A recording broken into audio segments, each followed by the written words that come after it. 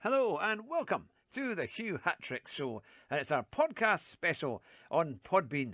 I hope you're all well and having a great day. It's the 29th of September as we launch this podcast. And we've got Roo here as my special guest. As always, Roo, how are you doing? Still alive. Still alive. He's alive. He's alive and well. Still alive. Hold on, where's that? The sounds we've discovered? Let's get one. Is that the sound of the quack? See that one?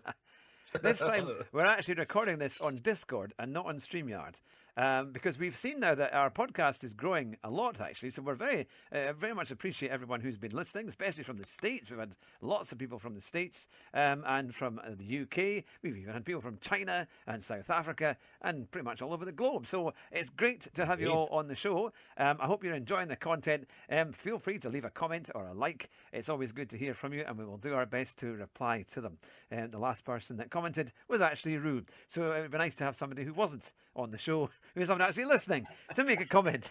That would be great. So we can try and increase our stats. Do you remember when we did it live, when we used to do it live on Podbean? On Podbean, yeah. You used to get people actually in a chat. Yes, we might have to do that again. From all over the place. So that was kind of weird. I'd like to try and make this as regular as we can. Because I think it's quite good. Even just a quick kind of snap of what's been going on in Formula One. And that's why I thought we would start off with Riccardo's exit. Now, yes, it was last week. That was his last race. But I kind of thought, are they overblowing his kind of exit of F1? Because he's not really done massively well over the last couple of years. And I know he's a very likeable chap. But I thought they must be looking for things to fill the news with, because they're putting out videos on F1 all about Riccardo and interviews and all of that. They made a big deal of it yesterday. What do you think, Roo? Do you think did you ever hear that one that not Gilles Villeneuve, but Jacques Villeneuve did when he was interviewed on Sky about what he thought of Riccardo? No. What did he say? They had to almost cut him off. Brutal. Oh, it was brutal. I was going to try and get that recording, and actually I might even try and fit this in if I can, because he was saying he was terrible. He basically saying he's well past his sell-by date. He hasn't done anything, and he's full of excuses. So he's going to get fired, and that was back at Canada. He was one of the top 5 drivers. Easily, he was very good at Red Bull. Like Hulkenberg looked slow. Yeah. He was keeping Verstappen honest when they were in Red Bull together. He completely trounced Vettel, who I don't rate that highly anyway. I'm sure he's good. I mean, the 4 times world champion, he's got all these records. But he was in the best car in the same team that was built around him. Yeah. And then Ricciardo came in. Yeah. And completely humiliated him by being so much better. And then suddenly he goes to McLaren and it's like he can't drive anymore. Yeah. It was like a midfield. Because they had a few comings together, didn't they? They had a few coming together like with Verstappen. Verstappen and Ricciardo, didn't they? They had a big accident at Baku when they went into each other at the first corner. I think Ricciardo thought that he couldn't maybe get the best or get the most attention that he thought he needed to win the title by being in that team. But really, as soon as he left that team, that was the worst move he could have made. Well, he didn't. He needed a competitive car. If he'd been in maybe a Mercedes or something like that, or a race-winning car, he might have been able to make a difference. But he was promised everything in Renault, but as we know, Renault are. It was very variable, very, very. You got to be careful. There's just no commitment. They're worse than Honda for changing their mind and not wanting to do things, but they've got no commitment whatsoever to the F1 team. They say they are, but their budget is they won't put the money in, and they keep changing the bosses and all this kind of stuff. But he was promised a load of stuff, and of course he left there because he could see none of it was happening. Then he went to McLaren, didn't he? It was McLaren. Then went to McLaren, and then it wasn't just that Lando was really good. Yeah. No, he, as soon as he went in there, he was not good. He wasn't a good driver. Yeah. I mean, in the context of Formula One, all right, and in the context of where he'd come from and how he was racing before. And he's always been a fantastic racer, very entertaining to watch. Someone that dives down the inside of people, does overtaking manoeuvres that are great to see that other people, not that many other people do. Yeah. You know, it was great for that, and he still had that. And like I say, he's a likable bloke. I was a big fan of his. You know, Yeah. big fan. Yeah. I think the thing. I think you're right. A lot of these people are what are the, video the F1 YouTubers and F1 the F1 reporters, shall we say? Yeah. I'm making a big deal of it because it's something to say, isn't it? But I think one comment that was made is that it wasn't so much that it was a surprise that he got let go because we were waiting for it because he hasn't. Yeah. This was his last ditch attempt to try and be Verstappen's teammate again in the main team. Yeah. It was the fact that they've ditched him a few races from the end of the season. Yeah, and I kind of thought, well, he's given the chance to finish the season, but they're obviously. Yeah. I didn't think he was that bad, and I think other teams, he may have done better in other teams. To be fair, I never felt he really got the right run. I think ever since leaving Red Bull, it's gone downhill. A bit like Alesi. When Alesi left Ferrari, it just started getting better as he left because Schumacher joined. And the car got a lot better. But he did go to Benetton and have a reasonable time there. That's when he got his win in Canada, I think it was, or was it in Ferrari? No, was it he was 95 in the Ferrari, I think, wasn't it? I think it was 95 was in the Ferrari, and he won that in Canada. With Berger. That's with, right. With Berger, wasn't it? Yeah, and it was 96 that he went to Benetton.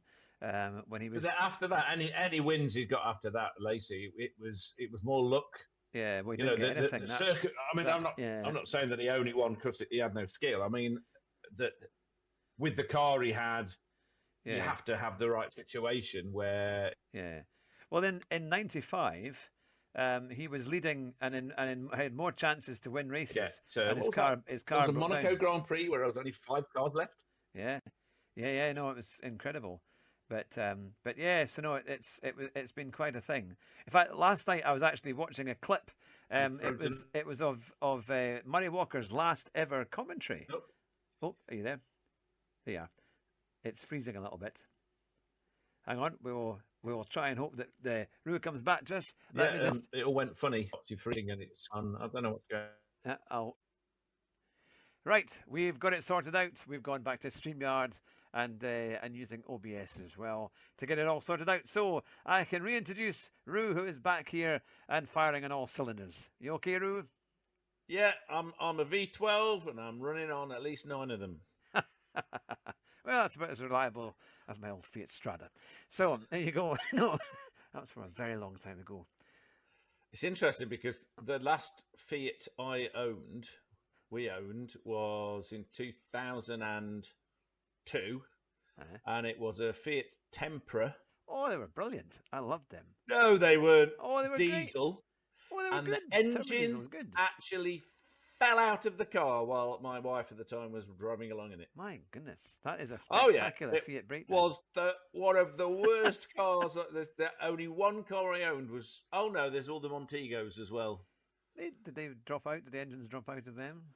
No, the head gasket exploded on the A483 coming off of the A483 by Chester. I was on my way down to Cambridge to do some work with my industrial sponsors for my PhD, and I turned off the dual carriageway. If anyone knows it, you go up to the A55, and it goes round the bottom of Chester, and then you got the A483, which goes down past Wrexham and this kind of stuff, and you turn off, and I'm going up the slip road, and it goes smoke, many smokes. This is the old Perkins Prima 2 turbo diesel. Great engine, though. Great engine. It was a great engine until it wasn't. Need to be heavy maintenance. They need a lot of maintenance. There's traffic lights at the top, and it's a big, heavy car. And I'm on my own, and I found out just how self-centered, miserable bastards the whole of British drivers are. No one helped because I'm at these traffic lights on this massive roundabout, an incredibly busy junction, trying to push this bloody thing across round the roundabout on an incline. It's a good job I was younger then. That'd probably kill me now. Well, with my heart the way it is, it probably would actually kill me. And then down to this garage and ring up and get recovered. But that was, it's doing it again. Look at it. It's just your camera. But your sound is fine. Now we got off from Riccardo to the A40 and near Chester. which is a good A55. A55. That's a pretty and decent. staff, isn't it? Yeah. Now we also, I'm going to quickly say, hopefully this podcast will be out tonight. That's Sunday the 29th. We are having a lobby night at 8:00.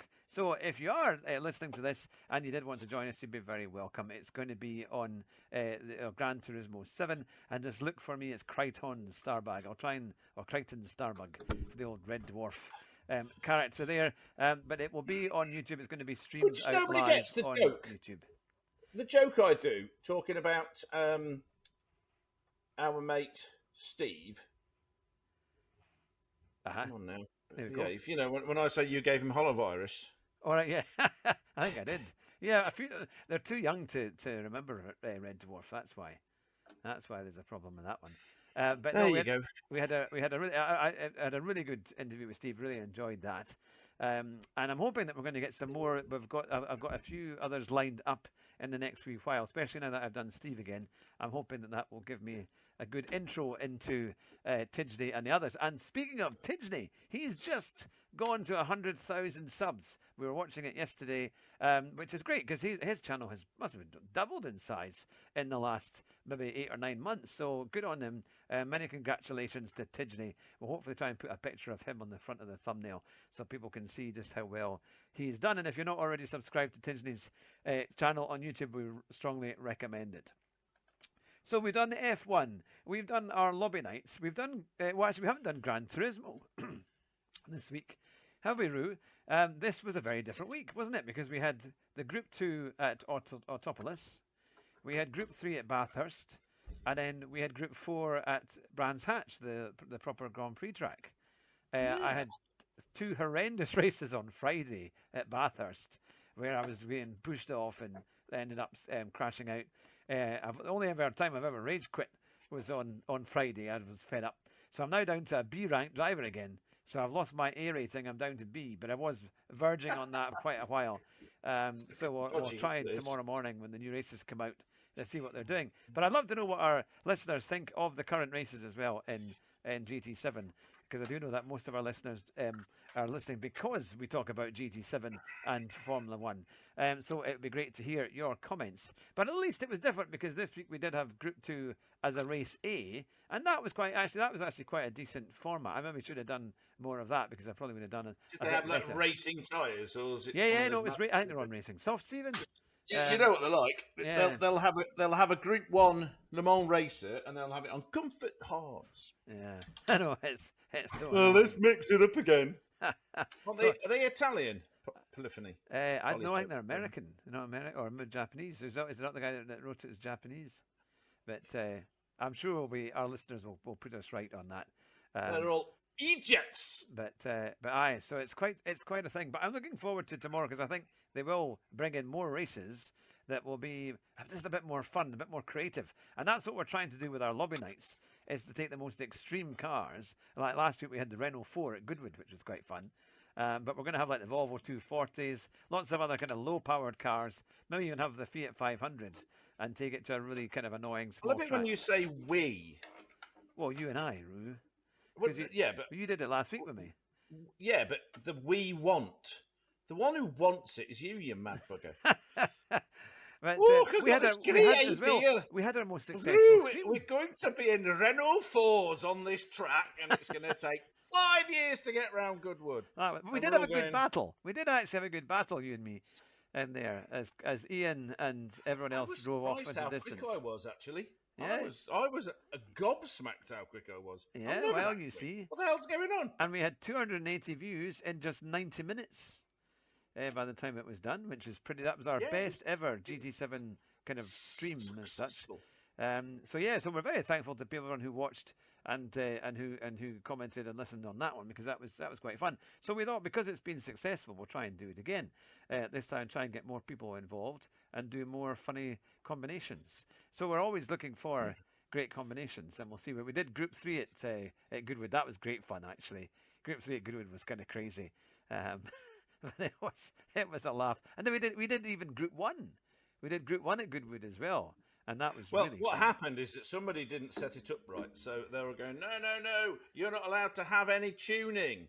And then I noticed that I could you were running Group 3 cars or whatever it was, and I'm like,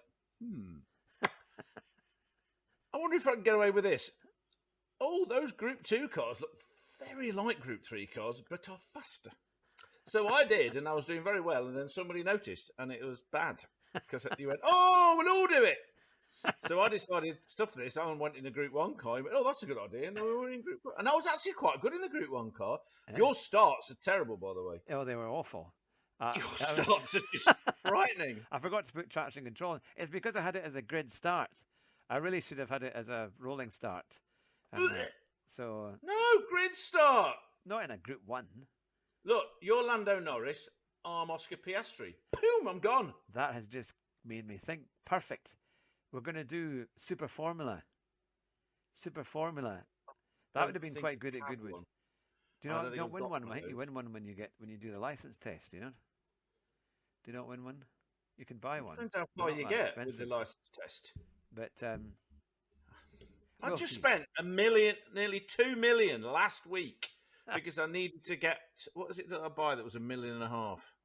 Oh, the LFA, the V10 one, the Lexus. Oh V10 yeah, that was one. quite good. Yeah. $1.5 million. But I've been after it for a while. Was that? I thought the LFA was cheaper than that. That must be quite a bit. The LFA might be the V8. There was a V10 one. Is it the RCF? There's a V8 one and there's a V10 one, and one's the LFA and one might be called the RCF. Is that a group? If that's a Group 3, it might be quite expensive. No.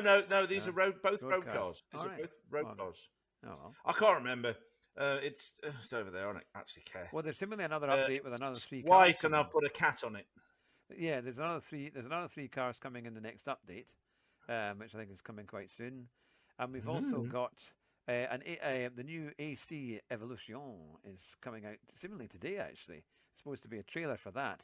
So that must be getting launched quite soon. Yeah, the new Assetto Corsa Evolution.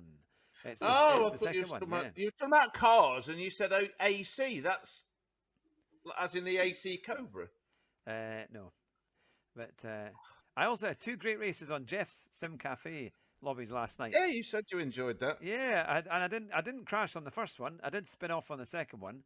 But I was all on my own at Donington. But I got it back, and we actually had a really good race. And I ended up being about 15th out of about 20. You spinned it? I span out at the Assetto Corsa? Never. But to be fair, I was quite consistent overall. And in the first one, when we were Group 3, I was actually we wanted to drive the Nissan.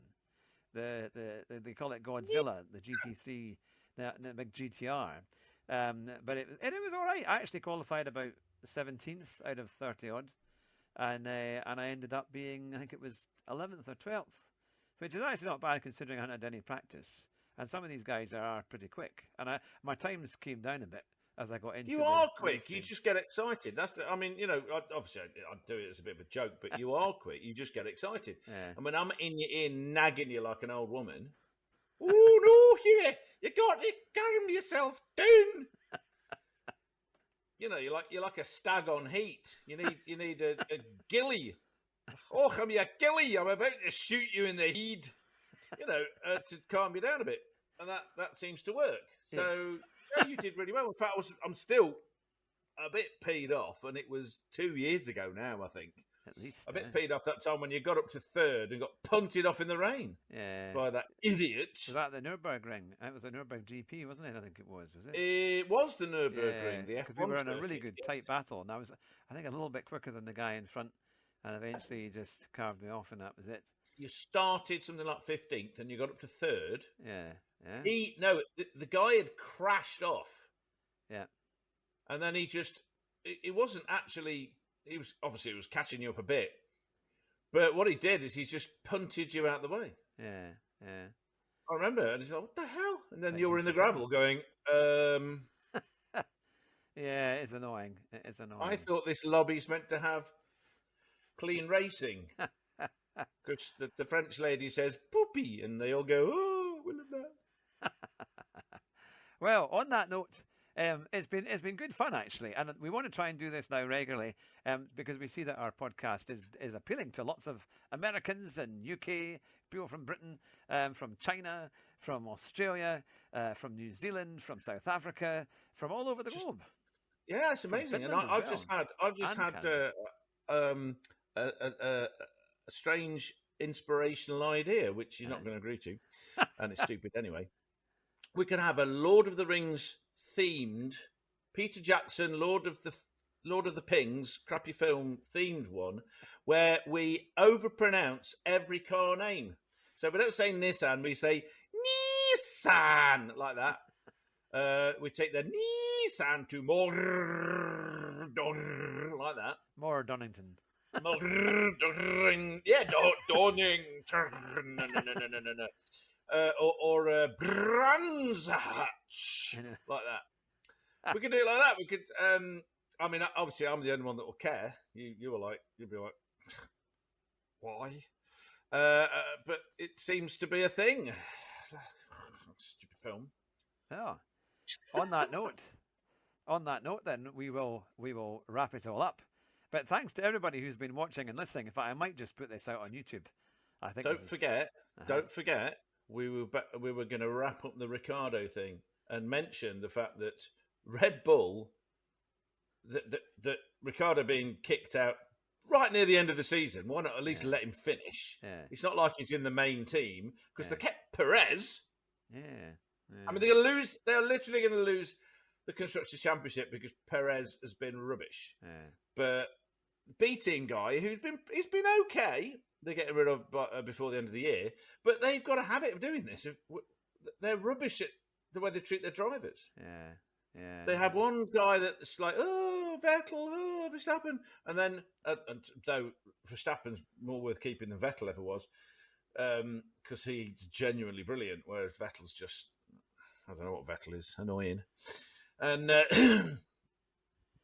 yeah, they've got these power plays that are going on between Herr Doctor Helmut Markel. You will do as you are told, or you shall be sacked and shot. And Christian Horner, whose main skill seems to be going bold and talking BS and smack about people. Trying not to keep his marriage on one go. With Jerry Halliwell or one. I mean, can you imagine the earplugs he has to? Can you imagine if she's in the shower? It's raining. Well, it's raining, man. Hallelujah. It's raining, man. Amen. No backing singers in there, love, to hide the fact that you can't Jerry sing sound a quite single good note. there. I know. I just remember the Top of the Pops. I had all these backing singers, obviously on a recording, and even the fact that it was recorded. You couldn't hide the fact that there was this out-of-tune drone going on in the background. And you're like... Yep, it's life, Jim. It might not be the best song in the world, but the people that were singing the original were really good singers. Yes. The Weather Girls. And she's... It's like... Do you remember 2D TV? Oh, yeah. It's kind of like a sort of spitting image-esque cartoony thing. And they had... they had the Beckhams. And they would have, it's really funny. So there's one where she started singing Happy Birthday to whatever the kid's name is, and he tied her neck in a knot. Stop it happening. All right. Or there's one where it goes, right, he's going, oh, you hear sort of sawing and banging and drilling and stuff like that. And he goes, yeah, that's sorted. We're safe now. And then it pans back and it says, Posh's studio. And it's all been boarded up with lots of blocks on it. Yeah, that's it. Can I get in? Or No, so she can't get in and start recording stuff. That saved the world, he said. Solar David, that saved the world, innit? On that note, I will wrap up the show. But it's been great to have you on. There you go. And it's fantastic for everyone, hopefully, who's enjoying the show, listening and giving us a comment. We maybe see you in our lobby night tonight. Now, we might be able to do another one as well, by the way, on Monday, because I'm actually now going to be here on Monday, where I wasn't before. So we'll see how we go. But thank you very much, Roo. Is there anything you would like to say to the hundreds and hundreds of listeners there? Drive fast, but try not to drive your Volvo too fast because you'll go through a wall. Bye just now, everyone. Take care.